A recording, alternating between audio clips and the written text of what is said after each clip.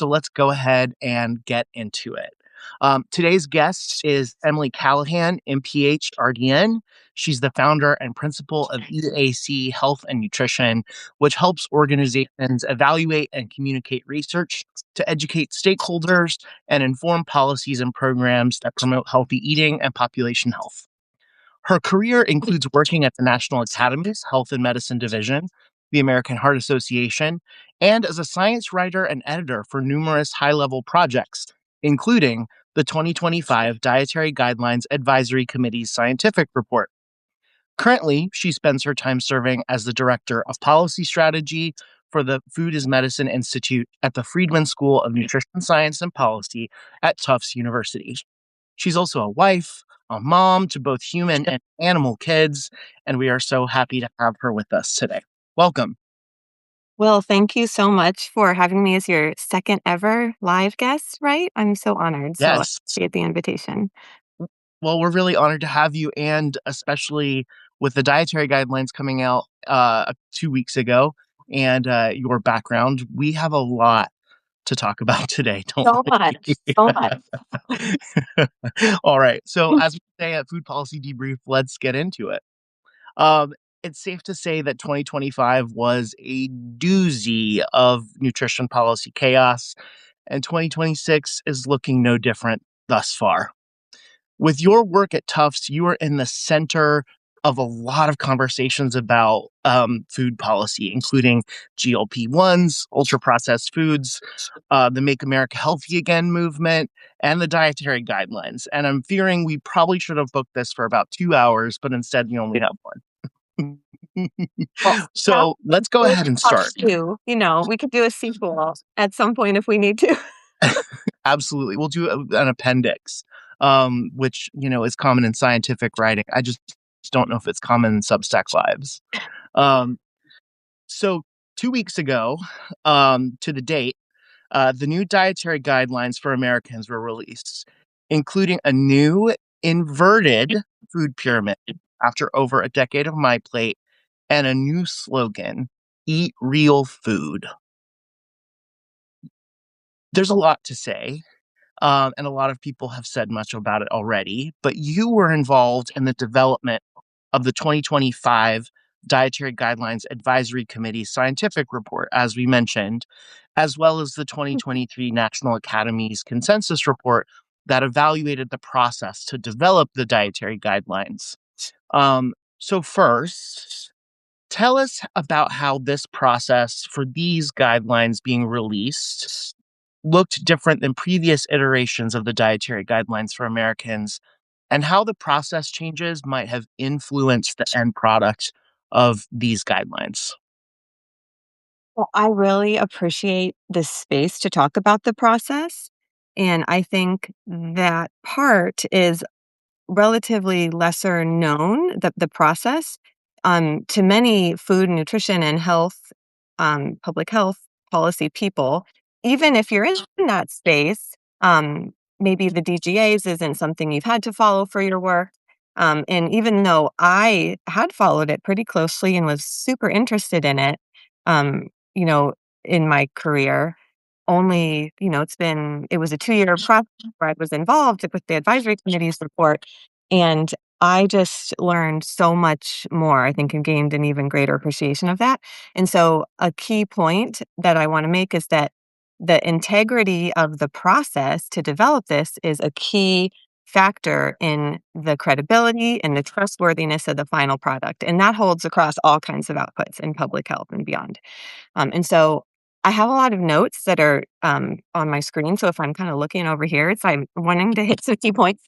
And like a minute or two talking about the foundation for why the dietary guidelines matter and the impact they have for people in the U.S. So by law, they have to be done. In 1990, the National Nutrition Monitoring and Related Research Act was passed.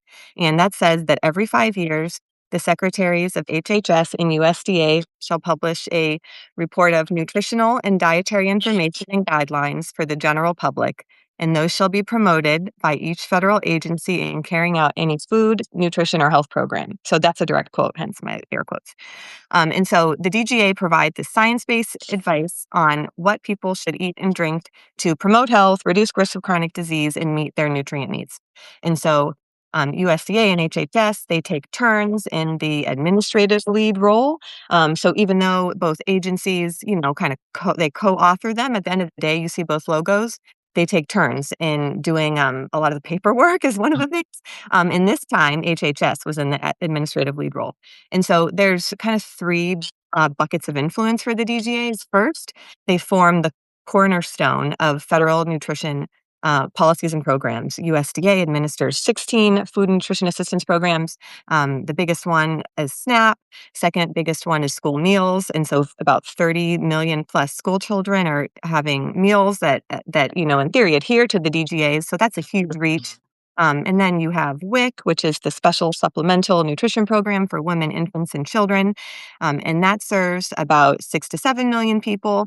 And you have the Child and Adult Care Food Program, or CACFP, which serves people in child and adult day centers, also emergency shelters and after-school settings. And that's about 3 million kids a day and about 120,000 adults. And so that's even just that alone is a huge reach. The DGAs also affect the advice that healthcare providers give their patients, and also it impacts food industry decisions around product reformulation and development and marketing. And so just given the far-reaching impact of the dietary guidelines, I think that it's so important that the process to develop them is strong and transparent. Otherwise, we might not have the best science guiding them, and I think the trustworthiness of them can be questioned a little bit. And so for the process, sorry, I want to leave room for you to react. No, I mean, that's a lot. It also, it's worth noting, like, HHS has its own nutrition programs in the Older Adults Act, Older Americans Act, rather. So it's not just like USDA nutrition programs, it's also HHS administered nutrition programs that are affected, right? And food labeling, FDA uses these a lot with, so for example, the updated definition of healthy, when you go into the rule and look at the rationale for how they came to the cut points they came to and how they really, they had to split hairs, honestly, and for some things healthy. When you look at kind of their basis for a lot of the decisions, they said, because based on the DGAs, this is why we did this. And so just like the ripple effects and how this filters down, it really has a lot of tentacles, if you will. Yeah, it's far reaching. It's far reaching. And so what I think is interesting about the 1990 law, it doesn't describe a specific process. Here's what it says. It's one sentence. I'll read it verbatim. The information and guidelines contained in each report, that is dietary guidelines, shall be based on the preponderance of scientific and medical knowledge, which is current at the time the report is prepared. And so that's all, so if you're just reading the statute and you're HHS and USDA, like you just have to come up with a process that meets that one sentence, right? And there's a lot of ways you could do that. But over time, the departments have developed this process using a federal advisory committee, the Dietary Guidelines Advisory Committee, or DGAC for short. And so this is a committee of highly expert scientists, healthcare professionals with doctoral or medical degrees who have expertise in the topics that they're examining in that round of the guidelines. And so Wait, the dietitians. Come on now. there were several dietitians on this last one. Usually there's a handful of PhDs who are also dietitians. So I think that's always great to see. And so they're a federal advisory committee. And so there's a statute, the FACA, the Federal Advisory Committee Act, that governs how they are chosen and how they operate. And so there's a very kind of standard letter of the law here, and anyone can read it and know how it works. A public nomination process, so anyone could suggest names for people to serve on the DGAC. They were vetted through an extensive federal process where they disclosed any potential interests, financial or otherwise. And people could also comment who was on the committee once they were announced. I think it was like a provisional announcement, and then they finalized it. But in any case, NASM also does this. And as a side note, I have seen people announced as being appointed to NASM committees, but they've then been removed because of feedback about Mhm. these alleged conflicts of interest. And so that's not super common, but it's an important check and balance, right? Because that'll help minimize the being able to be objective and to minimize the bias. Absolutely. One of the things we talked about when we discussed the dietary guidelines in our edition last January was how many points public comment is requested, right? It's not just, and so it starts at the very beginning of who is on the scientific committee, right? Yep, that's a key one. And then another key one is the methods they used. And so the DGAC had three methods they used to evaluate the evidence. They did systematic reviews, where you're, doing a systematic search of literature, the research on a topic. Mhm. Uh, they did data analysis. So they took federal dietary intake data, namely from NHANES, the National Health and Nutrition Examination Survey, to find out what people are eating, because this is a super helpful baseline to know where might people be under consuming nutrients that are essential for health. You have to have a baseline to know what you're going to suggest people do. And then the third one was food pattern modeling. And so this one is a little wonky. This is kind of my layman's analysis or description of this. Is it's a way to check if the dietary patterns you're recommending are going to meet nutrient needs. So, more technically, there's modeling here and a lot of there's a computer programs that can help you do this. And so if anyone who's listening as a dietitian, one of the things that we get to do in our schooling is develop meal plans. And so, gosh, when I was in college, I had to put a little CD-ROM in my computer to get the program. It's called FoodWorks. I know no one does that anymore. But you would, be able to like add different foods to the meal plan, and they would automatically show you, okay, how many grams of carbohydrate, fat, and protein are there, and then how many milligrams or micrograms are the unit for the micronutrients, the vitamins and minerals. And you could really quickly see how when you change up what's in there, you might be short on multiple things, or you might be over on some things. And there's a band of intake that we recommend. And so this is like super fun for people who are into this. And it really helps you understand food composition. So you can see the value of having these three methods and then triangulating them, bringing them all together to Right. recommendations, right? So this checks the box of the recommendations are going to be aligned with the evidence in the research. They're going to be, relatively feasible and realistic for the US population and the foods that are predominant here. And then it ensures that nutrient needs are met. And so, like you said, you were alluding to this, everything the DGAC did was, I would say, painstakingly transparent. They published their systematic review and food modeling protocols. They took public comments. They made changes to those in cases where they felt it was warranted. And then they publicly disclosed the changes they made. And when they met as a full group of 20 people, they did that 7 times, and the entire meeting was live streamed for anyone. You didn't have to pay to go; like it was completely open. I guess Mhm. you have to have you have to have internet access. So maybe that's one thing. But Right. but they posted the slides, like everyone could follow along, hear the discussions, and then finally, when they published the report, HHS had a comment period on their report. So, that those comments would then inform how they translated into the guidelines. And so all of this took 2 years. The scientific advisory, the report was published in December 2024. Comment period closed like February 2025. And so all of this was available for the new administration, but they largely just put it over here, which was I felt like it was just so much money went into that, like federal Yeah. resources and time. It was just kind of I wouldn't say it was totally a sunk cost. The report's still available. The data analyses are still available. This is a gold mine for people. There are literally thousands of pages of tables and analyses that break down intakes of nutrients by various socio-demographic factors. It's just they did so much. And so the administration, they put that aside. Here were kind of the two reasons they provided for that in their new scientific foundation. The first rationale was that embedding an equity frame. Sorry, I don't want to read verbatim here, but I put verbatim to cue my thinking. So they were not happy with the health equity lens that the committee used, and Okay. they claimed that that embedding this equity framework within this type of document allowed existing policy challenges to shape scientific conclusions. So they were, they Okay. yeah, I should have read the full statement. You can go in there and see what they said.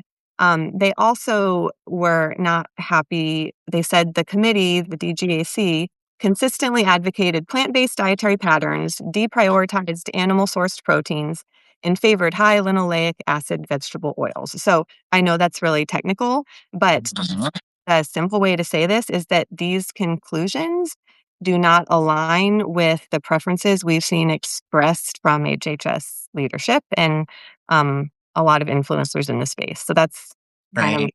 simplistic. Now, wasn't one of the criticisms of the last, committee, the Dietary Guidelines Committee's scientific report, that it didn't go far enough on plant protein and ultra processed foods? So for the 2025, so there was criticism around UPF certainly because their conclusion statement was they graded the evidence as limited as opposed to moderate or strong, limited evidence. So that one was a bit there was debate about that. I don't know that for the plant-based proteins, I think I would say kind of very pro animal protein groups were not happy with that and called that out. And so, because of those stated reasons, the administration decided they were going to start over, but they didn't end up convening their new committee until August. And I think that's part of why the rollout was delayed from what had been stated earlier in the year. I think it took them some time to realize they needed to have some substantiation for what was recommended. And I did have an opportunity to review a draft in early summer, and that was a big point that I made to them was that there really needs to be something underlying this, just given the impact and given how it's going to affect the trust. And so I don't know if anything I said led them to conclude that they should, have something standing behind this. So to their credit, they did, they did what they did. But I just think I'll call it kind of the replacement DGAC for shorthand. Certainly, it was a major contrast to the 2 years that the DGAC did its work. A couple things I read. I read an article behind a paywall about this that was super helpful because HHS hasn't publicly put out a whole lot about the timing of their new panels, how the people were picked, how they, who established the methods for the reviews. But some of those people have spoken publicly, so that's how we know what was done. Which is very People different didn't know it was traditional process. people didn't know it was happening, and Right. so we don't know how they were picked. I heard that a big factor was who people in the administration knew and trusted, which, that makes sense given the short timeline. They did all have doctoral degrees and relevant expertise as far as I could tell. Okay. Only had like 12 weeks to do it. So versus, they didn't do the same scope that the DGAC did, Sure. but then the systematic review part of the DGA scope took well beyond 12 weeks. They didn't ever, I don't think, meet in person. I think they met Yep. virtually regularly. And Another those big virtual thing meetings weren't available to the was public, obviously. available. I also heard that they were paid. So the DGAC, Oh, they what was reported was an hourly rate as federal contractors. This was reported, in a media reporting that I thought was, there had been a lot of investigative journalism done for that. And then also, and so they did provide the reviews because they published them. But one thing they didn't do, which we were super explicit to do with the DGAC, was to be very clear about what the advisory committee recommended the department to do. And so they weren't asked to do that this time. And so that actually comes out because when you get into some of the details of their systematic reviews, they don't align with the recommendations, particularly around added sugars, where you get right. a systematic review conclusion and they explain, I think, correctly, that the evidence on sugar-sweetened beverages is a lot more conclusive and strong than the evidence for, sugar in other foods, and there's reasons behind this. And so they actually had some language around not making as, I will say, kind of strict as a recommendation as they made, and so they didn't really follow that science, I don't think. Now I do think added sugars are something to address, Sure. especially in drinks, but when we're kind of, like, unpacking this, there's kind of the inconsistency. One good thing I will say that this panel did was they disclosed their conflicts of interest, like, at an individual level. The Hmm. disclosed this collectively. They had reasons for doing that, but that did get some, critiques from stakeholders. Of And course. so, um but then when we saw those, people immediately pointed out that many of these, folks had ties that were the same nature that federal officials really heavily criticized from the DGAC. So this kinda looked Right. hypocritical and double standardish, you know? Um, and so they published, these things in the scientific foundation. They did publish, their literature search terms. So that was helpful. But the thing was, it was all after the fact. So it was too late for anyone to weigh in, raise a red flag, for them to Shape their consider. conclusions. So, again, like, you see the contrast here with the DGAC process that has, gosh, that process has kind of been through the ringer, if I could say it that way. It's been very heavily looked at by NASM, and there's been now 3 reports published about ways to improve the process and how well did the agencies do implementing those recommendations after they Mhm. came out. So this has just been, like, scrutinized. So it's a pretty good process. A lot of stakeholders are satisfied with it, and so to depart from that is, I think that's a big deal. But Oh, some people, I think, maybe get bored by process stuff. well, I mean, the Um, process we'll though is see. kind of. I think those key points. I think the process is kind of makes it more democratic, right? Because like ultimately, this is a public policy process, and the public needs to be involved, right? So having a Mhm. longer process feels inefficient, right? But at the same time, like it's still allowing for more stakeholders to voice, opinions, and for the everyday person who ultimately is going to be affected by these guidelines to speak out. Um, so yeah, there is a populist. Um, it, the process can feel wonky, but there's also a populist intent here, right? Of like letting people have their voices heard for this dietary advice. Um, Because it affects it affects them, yeah, um, absolutely. way It or the affects other. what the kids eat at school, what they can buy in the grocery store, like you said, all of that. So with that being said, we have a new scientific report and we have these new recommendations um, with this upside down food pyramid, which I don't know how you actually build a pyramid upside down, but that is, a question for another day. Um, how did these recommendations actually align with what we need to actually make America healthy again? Some things clock is like good to me. I like the emphasis on fruits and vegetables. The phrase eat real food feels like decent advice, right? Um, but other things, not so much. Like they threw away some recommendations around alcohol, the added sugars, like you said, feel conflated between sugar sweetened beverages and things like pasta sauce, for example. Yeah. Um, and also, I'm not a dietitian, but I'm really confused about how we're supposed to be eating more meats and animal products while still maintaining 10% of our calories from saturated fat or fewer. Yes. So, Immediately, the people were immediately kind of wondering about that. right. So, what are some of the biggest changes from the prior editions of the guidelines? And do you think they move us towards making America healthier again? And if so, how? So I will answer all of that, but kind of as context, one thing that I found really fascinating to observe about the rollout of all these things you're asking about, and this is where I guess just sort of a spoiler alert. I do think that it's about 8 pages of content in the actual guidelines. I Mhm. see parts in there that I like. Yeah. But I would say the rollout of it, I saw so many things that it was like, "Oh, man." So I think that what could have been done a lot better is, 1, to have concordance or consistency among these various assets that were used in the rollout, and then, 2, more, kind of concordance in the between the public messaging and what is actually in those 8 pages. Yeah. And so, you had a press event at HHS. I was able to attend that a couple weeks ago. There was their written press release, there's realfood.gov, there's Mhm. the actual DGAs, like, 8 to 10-ish pages. There's their daily servings guide, there's the scientific foundation. So, and certainly when you review those, and, I'm always reviewing from an editorial lens because I've run up so many times. There's definitely inconsistency among all of these in terms of like the language used.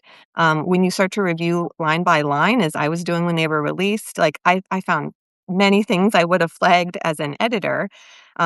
Just like lack of clarity, even a number of kind of basic nutrition 101 type of errors, like that could have just easily avoidable, I thought.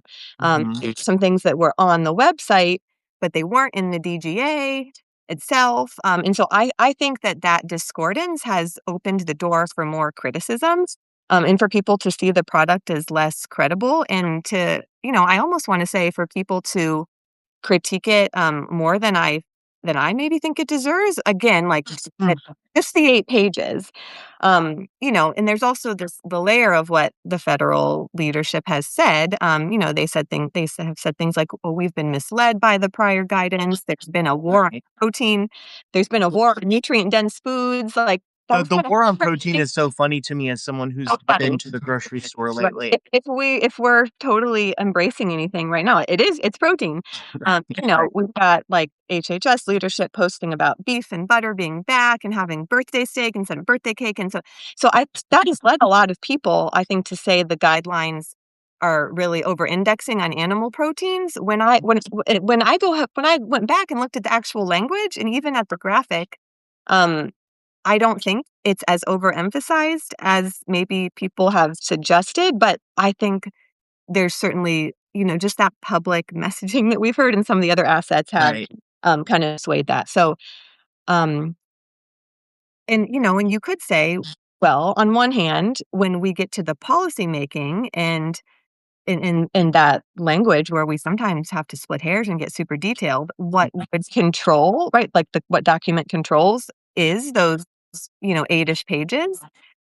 I hope that's the case because I liked what I see in there a lot more than what I've seen like posted on X. Um, but it's Well, also that goes for a lot of things on X, but but it's it also reasonable to suggest that what the leadership is saying could influence how they're being implemented. So we have to see how they're being implemented. So anyways, I haven't even answered your question yet, but is there anything you want to respond to in terms of like the rollout and all the assets and well, no, I think you've raised a really interesting point because the dietary guidelines are supposed to influence this messaging that reaches the public.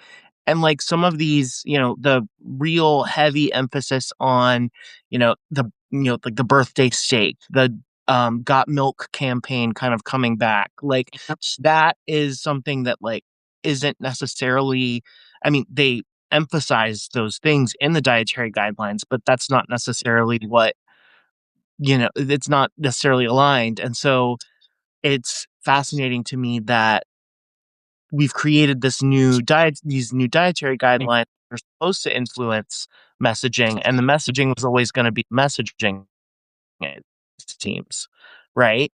They had already, it seems like it was already planned for that to be the message. They just needed DGAs that didn't invalidate that. I also think it's interesting that they have kind of gone back on plant proteins, for example, which kind of both, like for example, beans, are high in fiber, which are good for our diets, and also high in protein. So there's this emphasis on protein and plant, some fruits and vegetables, right? But beans are totally ignored as part of that as a protein source. Um, Something else that really struck me too about the guidelines is that instead of and I'd love your perspective on this as a dietitian. Um, Instead of in past recommendations or past, dietary guidelines, it was, cup servings for fruits and vegetables. And now they just kind of say servings. How does that confuse, or how might that confuse the public as they're trying to maybe like adhere to these dietary guidelines or get advice about their own diets from the guidelines? We could spend an hour on that, Will. Let me try to like hit some high points. So, the protein recommendation is one of those things I would kind of put in big bucket changes because what they have suggested is going from the current dietary reference intake or DRI value, and those values are established by the national academies through a separate process that is Mhm. also quite rigorous and it's transparent. It's a little different. We won't get into that, but The it's academies work differently than agencies yes, also. it's Yeah. different. But it's been very well regarded and well-established process. Anyway, so that is 0.8 grams per kilogram of body weight. That is what the recommendation is. Um, that said, that is based mostly on nitrogen balance studies. Like, you don't want people to have, muscle wasting, for example. It's not, people have criticized, okay, it's not necessarily based on like optimal health and fitness. We also have a limitation, though, that we do not have an ARC at the Agency for Healthcare Research and Quality, even as recently as a couple years ago, that do we have enough evidence to update the DRI? Because you need a certain type of studies. And they concluded that no, we don't, which was kind of Mhm. disappointing and almost surprising because the DRI for protein is like 20 plus years old. Right. It hasn't been updated for that reason and maybe some other reasons around cost and some political reasons now, actually. So the big change was that you probably saw in there, they were saying people should have 1.2 to 1.6 grams per kilograms of protein a day. Now that doesn't feel like a lot, like, um, it's like one, it's not a big jump, but uh, it it's a big proportional increase. It's potentially a doubling, right? Zero point 0.8 to 1.6. And so my, kind of critique of that is there certainly wasn't a consensus process that determined that's what should be done. And I think for population-based dietary guidance of this magnitude, that's what you do need to have underlying it. This Yeah. is kind of based on a systematic review that like two of the people did. And so I personally don't think that meets the level for dietary guidelines. Um, that said, most of the public is above one. I've seen like 1 to 1.2 grams per kilogram is where people Mm. away. So it's also not it's not an egregious range. It's actually the range we recommended in a paper I worked on protein recommendations for GLP-1 and nutrition, because that's a nutrient of concern when you're on GLP-1. Right. So it's not a super crazy range. I'm not an expert on protein, but I think around when you get to the 2 grams per kilogram of body weight, you see people to say, well, let's watch out for kidney issues. So the range itself isn't that crazy, but um, it's just kind of getting back to the process things, kind of Yeah. how they decided that. You asked about, you asked about the servings, and so one thing that I think was a big change in terms of, like, when you're getting down to making food plans is in the 2020 guidelines, they had this protein foods category, and in that, you had meat, poultry, and eggs as kind of one line, seafood on one line, and nuts, seeds, and soy on another line. And so the recommended meal plan said, when you're getting your protein foods for the day, go for this much of from this group, this subgroup, this much from this. And even I will say in the 2020, for a 2,000 calorie diet for the weekly amounts, the amount recommended from meat, poultry, and eggs is about double the combined amount recommended from seafood and nuts and seeds. So just kind of playing devil's advocate, when you look at that last guideline, you could say that that had an overemphasis on animal protein. So that's in Right. the US style dietary pattern. Um, And then, but we also get protein, remember, from whole grains, some, Mhm. not some. We also get protein from dairy. And so we have these multiple food groups contributing to protein intake. And I've seen it claimed, well, you're not going to get to what they recommend for protein unless you're eating a ton of animal foods. And I kind of did the back of the napkin. Well, you could have one glass of milk, one cup of yogurt, a couple slices of, like, you could reach the target, even the new higher one, without like eating a ton of animal proteins, is what I concluded pretty quickly. So again, that's kind of pushing back a little bit on this claim that like these are the meat guidelines. Mhm. I think just going back to the pyramid, um, the gigantic cut of steak and like the whole Well, the poultry. visuals of it all shape public perception, Yeah, right? that's So and the fact that it was at the upper left, that's where the eye is drawn. I saw, a colleague had done like a probably, they had managed to, flip it just to say like, "Hey, if we flip it, it immediately doesn't stand out as much." So, it has to do with the way they put it together. When you look up how much physical space is taken up on the pyramid, it's about like 25 to 30-ish% animal foods. I tried to feed it into AI and I told it, take away these foods so I could try to get a sense. Um, on one hand, too, though, like there's not, I would have liked to see more beans. There's approximately 6 whole nuts, like combined, versus oh, like whole chicken or turkey. So, it's one thing of like space on the pyramid. But then, like, the amount of servings represented within the space those are taking up, we're getting technical, but again, like, everyone's looking at this, 20 ways to Sunday, so right. it's kind of fun to, like I try to play devil's advocate a lot, and compare to prior guidelines, so I didn't see, as big of an overemphasis on animal proteins in the actual document, The not actual document. which is what I'm hoping will control when it comes to the policy making. The one thing this committee, if you want to, this new scientific group, it did maybe inadvertently that they followed a DGAC recommendation was to slot beans, peas, and lentils. That's kind of an umbrella term for legumes. Mhm. They Mhm. slotted that as a protein food, and so before it was the vegetable subgroup. So on that note, they did away with the vegetable subgroups, which means what could be an unintended consequence of that, is that, uh, for school foods, for example, Exactly.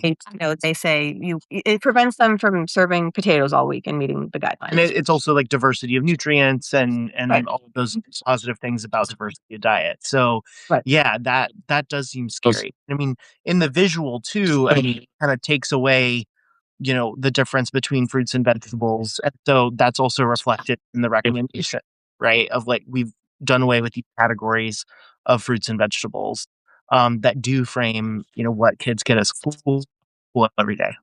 Right. I think there was also, if I had a chance to edit like that 8-ish pages, there was some kind of lack of clarity around, like how they described, the forms that they were urging people toward, Mhm. um, were suggesting, whole, naturally occurring, for example, were descriptors they used, and so what about, like, tomato sauce? That's not Right. a whole food, but I don't know anyone who would say that, that doesn't count. Actually, cooked Right. tomatoes have higher lycopene content of bioactive than the raw tomato. And so I had some other things I don't have at top of my mind right now, but I immediately came up with like, well, what about this? What about this? This isn't very clear. And when we get to the rulemaking again, those details do start to matter. So, but in general, I liked you asked me like what was the good, what was the bad. Mhm. I think the kind of the high level guidelines you see in there, eat the right amount for you, that's good. We're getting at energy balance. Fruits and vegetables overall, pretty solid evidence, consistent from the past. One I really liked was the embrace healthy fats Mhm. because I think that people like still have a fear of fat, Yeah, it's so especially like that it's that lived through the 90s and the snack wells. I was gonna say, like, the '90s have the food pyramid and people afraid of fats, and the 2020s have now the food pyramid and a lot of people afraid of fats, right? And there are some health advantage. I know that, some of your colleagues at Tufts have done work about how, high quality saturated fats in, reasonable quantities are better for you. right? There's a lot of nuance around fats for sure. There's a lot of there. I think the thing that people have asked about in the guidelines is, previously we had healthy fats were the unsaturated fats, things like avocados and olive oil and fats from seafood, and And nuts. those are indeed healthy. Right, and those are indeed healthy, and we have really solid evidence saying that when we replace saturated fats with those, there's a lot of improvements in lipids, and lipids are also not monolithic. There's different types of cholesterol and different proteins involved, and it gets kind of complex kind of fast. But I think what people saw the butter and beef tallow appear in the guidelines. Now, I will say butter appears one time in the 8 pages and beef tallow appears one time, but the public messaging is, like, all about that, so I think that's led people to think, like, they're telling people eat more butter. I don't That's not my read of it, but again, like, that's the discrepancy we've seen. So the actual language is, "When cooking with or adding fats to meals, prioritize oils with essential fatty acids such as olive oil." As a side note, um, olive oil isn't like a great source of those. Like they probably should have put walnut oil or canola, but they couldn't do that because canola is a seed oil. Can't do Yeah, it's a seed oil, right? and then they say other options can include beef, butter, or beef tallow. That's what it says. So that language I think lacks some clarity. At most you could say, okay, it's saying prioritize because it's the next sentence, but you could also say, are they just giving examples of other things you could use? Like, again, this is where, like, an editor would have been helpful. Um, but I think that's been something that's come up. One other thing I liked was the pretty clear, language that says, "Limit highly processed foods, added sugars, and refined carbs." Yeah. Um, and the whole enriched or refined carbohydrates was debated by the initial advisory committee because there's some review evidence showed that, in general, as you reduce these and eat less of these in your diet, you have better outcomes. But the tricky thing here is that we fortify, these they're refined and enriched with, 5 Folic things, acid uh, and and many. two of which are, nutrients of public health concern for parts of the population, folic acid and iron. So I think the challenge here is if people do start eating a lot less of these, there could be some special cases where we're in deficiency. So they should have I would have loved to see them acknowledge this and say, like, maybe we think about a new fortification vehicle, but, that wasn't addressed. I did suggest that over the summer when I reviewed that they consider that, keep that in mind. I don't know. I'm sure that the interest groups might point that out. So, Well, if only we had some transparency in the process to know more about that, huh? right. Well, one of the things that these dietary guidelines take a stronger position on, compared to the scientific report that you worked on, is around ultra processed foods. Yes. And it's a hotly debated subject as of late. And through your work at Tufts, you've helped develop a response to the FDA USDA request for information on ultra processed foods. And you helped plan a packed Capitol Hill luncheon thing on ultra processed foods in November. Um, we've seen some municipalities and states take action on UPFs. The health effects are becoming clearer. But would you mind breaking down some of the challenges around developing policy around UPFs and what some of those federal policies might look like? Yes, so I'll give kind of just a couple key context points and then 3, elements I think that would are important for, any definition of UPF, which, the government says they're working on, in that request for information. Comments were closed on that in October, and, I was part of a response that, we submitted through the work I do with Tufts. So, just for context, about 55% of total calories people are getting in the US are from UPF. Wow. It's higher, it's like 62-ish, 62, 63.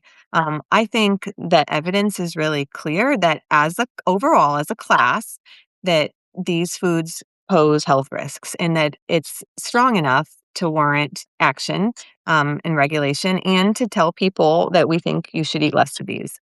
Mhm. We do get into some nuances. I don't think it's fair to say, like, don't eat anything in a package. I have Right. multiple packages in my pantry of stuff that, that wouldn't be what you're talking about, like lightly salted nuts or, dried apricots, things like that. Um, so I don't like that, like, really broad language. I don't find that super helpful.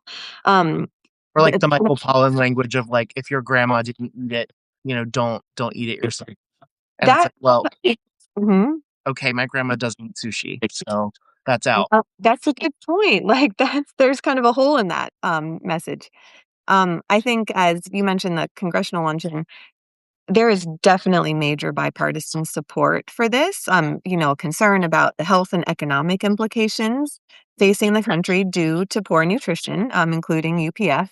And then I think a really key point that leads us into how to operationalize this is that we don't know exactly what it is about UPF that leads them to have adverse Hmm. effects, but and it's pretty clear there's not just one thing, but the evidence we have points to several different potential mechanisms. So things like the fact that these are foods that are, I hate to say this, but like I sometimes I call them fluff. They're Huh. you take the raw ingredients and they're all ground up and they go through these processes. And what comes out is it doesn't necessarily look like what you'd find. And so, even breaking down that cellular structure of food, you could call it acellular. It becomes acellular nutrients. It affects how it's processed in the body. Right. This gets into, like, very mechanistic stuff that I totally geeked out on in school and forgotten all the nitty-gritty, but, I loved it when I had to learn it. There's also a role I think that a lot of these foods are high in, salt, too much sugar, Yeah. some of its additives that we're maybe not that sure about. They often have low good nutrients like fiber and bioactives. They tend to be hyperpalatable, i.e., they're super tasty. Yeah, and you can eat a lot of them in Yeah, short order. you eat just one. You can eat them faster, so, that people can kinda bypass when they feel full because, they just, keep eating, and it's easy to eat a lot before, you get to that point. And then people have also pointed out, like, potentially contaminants from packaging, like, so there's all these things Mm. it's just looking at. And so to elements of a UPF definition that I think would be evidence-based and practical, first, you want the definition to be consistent with the science base that established the harms of UPF. Oh, You know, so NOVA is the system that has been used in most of the research. It's not perfect, and it wasn't even necessarily intended for policy. There is some work underway among experts in the field looking at what is a good system to use and pros and cons of NOVA. Again, that's kind of getting into the weeds, and there may be more to share about that in the coming months. But I think it's hard to like find a good reason to use something else when like a huge part of the evidence we have suggesting harm from these foods is based on the NOVA classification. So there's that.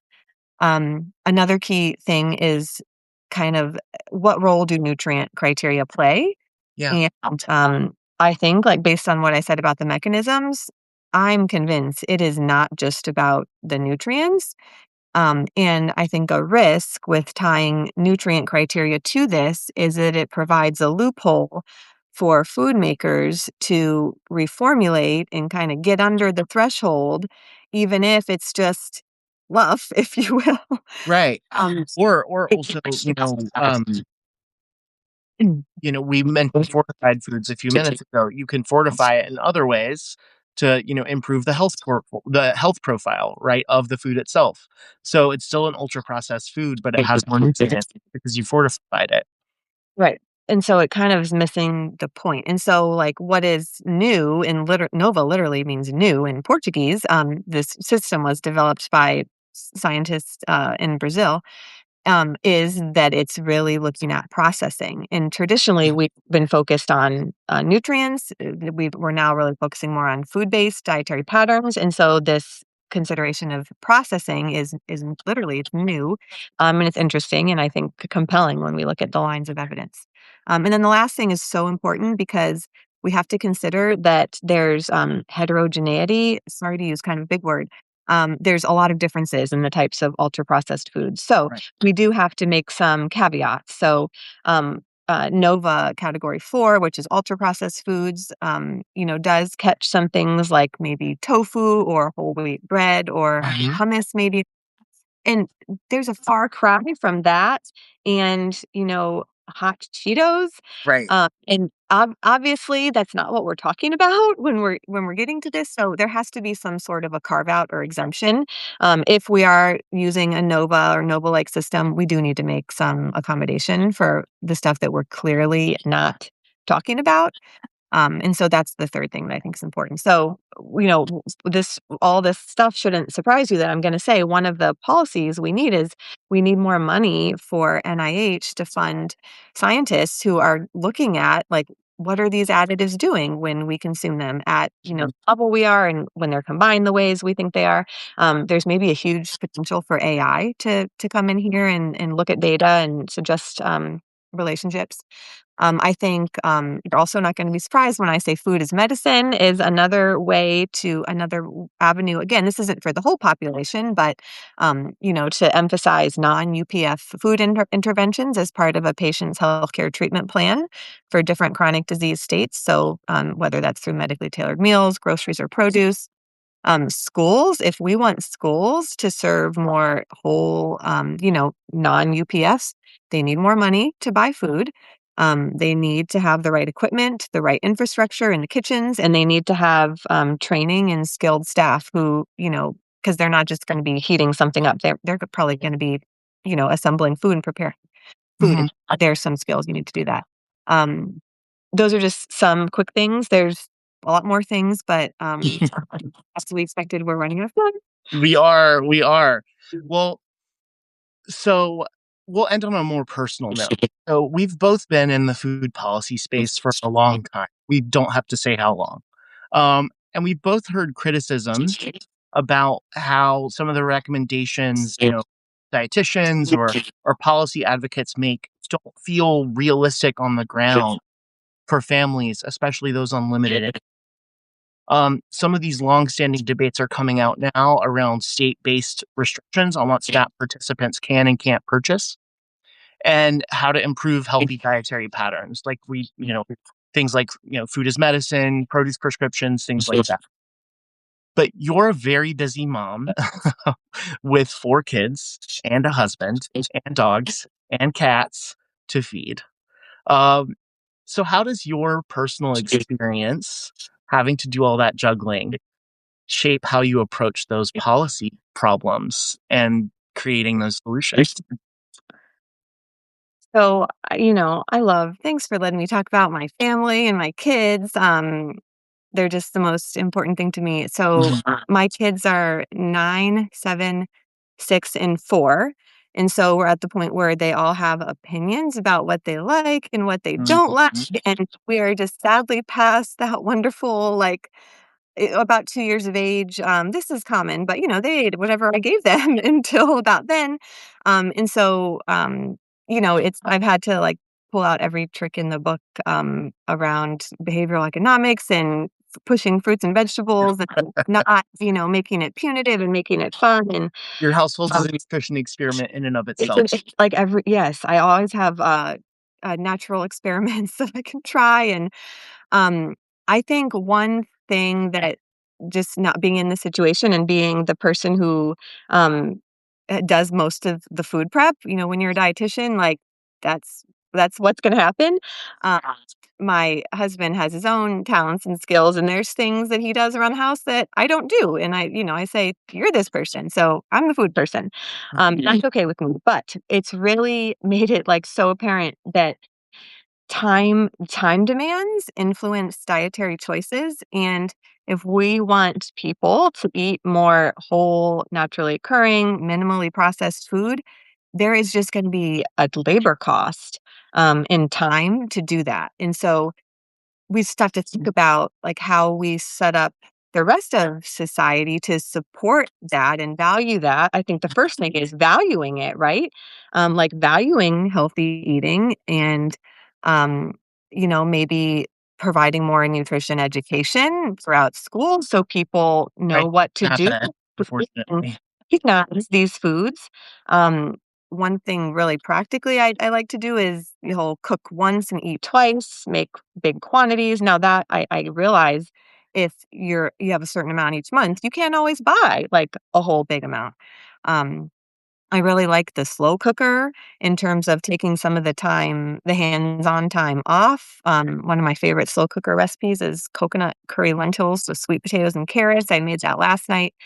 Um, there's a lot of things I do with chicken in the slow cooker. So, um, there's that, but, when you look at the price tag, for example, I roasted some butternut squash the other night. I could have bought a whole squash. That would have cost less per unit than the pre-cut up squash, but the latter was way, way faster.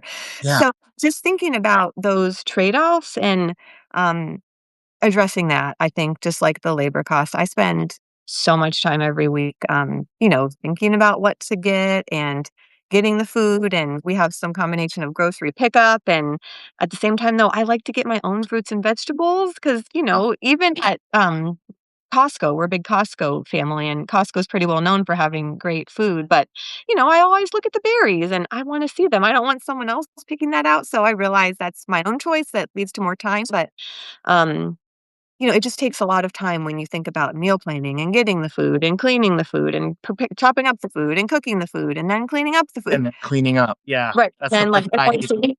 yeah, and going through your refrigerator and, like, what's left and how can I use this? And, like, there's a lot there, and it's not people aren't born knowing how to do this. So, um, some initial thoughts about that, and again, we could talk a lot about that too. We could. We absolutely could. I feel like for me, in this month's edition, we talk a lot about, I talk about how I'm on SNAP right now and having to like coupon cut again and like the intensity of planning. There's not like a massive trip to the grocery store anymore. It's, much more intensive stuff. And that's a lot of folks, not only who are on lower incomes, but also our families on a budget. I mean, with 4 kids, like, you've And I'm gotta keep that under control. I come from a frugal, family, like a bargain hunting family, so Right. I like to buy store brands, but, those also aren't at eye level, so maybe it takes you a little bit longer to kind of hunt around on the shelf, like, where's, the manufacturer label one that I know is pretty much the same, and I know it's gonna cost less, so again, like, the time, Mhm. um The time tax of it all. Right.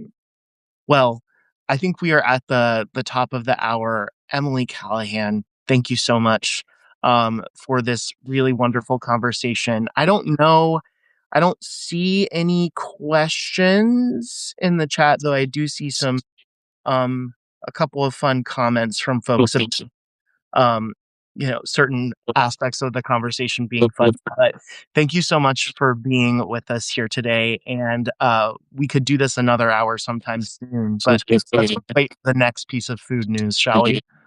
Sounds great. Well, it's my pleasure. Thank you so much for talking and inviting me, and thank you everyone who joined. Maybe I'll get a report later of who joined. I'm on LinkedIn, and people are welcome to connect with me on LinkedIn. Absolutely. All right. Well, thank you so much. And on behalf of the Food Policy Debrief team, we'll see you again soon. Thanks, Will. Bye. Bye.